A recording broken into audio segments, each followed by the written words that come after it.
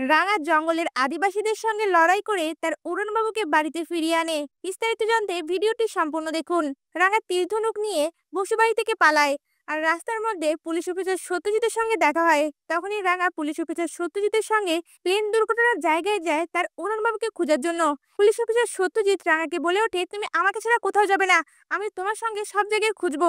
কিন্তু রাঙা police officer সত্যজিতের কথা না শুনে একা একাই তীর-ধনুক নিয়ে জঙ্গলের ভিতর ঢুকে পড়ে, আর সব জায়গায় তার উড়নবাবুকে খুঁজতে থাকে। অন্যদিকে আদিবাসীরা একলব্যকে অজ্ঞান অবস্থায় তাদের দেবতার সামনে নিয়ে যায়, আর গান বাজনার মাধ্যমে তাদের পুজো শুরু করে, যাতে একলব্যকে বলি দিতে পারে। তখনই একলব্যের জ্ঞান ফিরে আসে। আশেপাশের সকল কিছু দেখে বুঝতে পারে তাকে বলি দেওয়ার ব্যবস্থা করা হচ্ছে। তখনই একলব্য ভয় পেয়ে যায়, আর রাঙার কথা তার মনে পড়তে থাকে। এরপর দেখা যায় একলব্য সেখান থেকে পালাতে যাবে, তখনই আদিবাসী লোকেরা একলব্যকে ধরে আবার বেঁধে ফেলে। একলব্য তখন চিৎকার করতে থাকে, আর রাঙাও সেই জঙ্গলের মধ্যে তার উড়নবাবুর চিৎকার শুনতে পায়। চিৎকার শোনা মাত্রই উড়নবাবু বলে চিৎকার করে ওঠে। সঙ্গে সঙ্গে সেই আওয়াজের দিকে যেতে লাগলে আদিবাসী লোকেরা রাঙাকে অ্যাটাক করতে যায়। রাঙা তখন তীর ধনুক নিয়ে প্রত্যেকের পায়ে তীর বাজিয়ে দেয়, আর বলে ওঠে, এক পাও এগোলে প্রত্যেককে শেষ করে দেব। রাঙার হাতে তীর ধনুক দেখে সবাই ভয় পেয়ে যায়, আর তারা সরে দাঁড়ায়।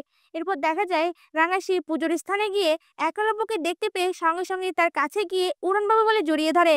তা ভিউয়ার্স, রাঙা কি পারবে এই সকল বাধা পেরিয়ে একলব্যকে উদ্ধার করতে? আপনাদের কি মনে হয়? আপনাদের মতামত আমাদের কমেন্টে জানান। ধন্যবাদ।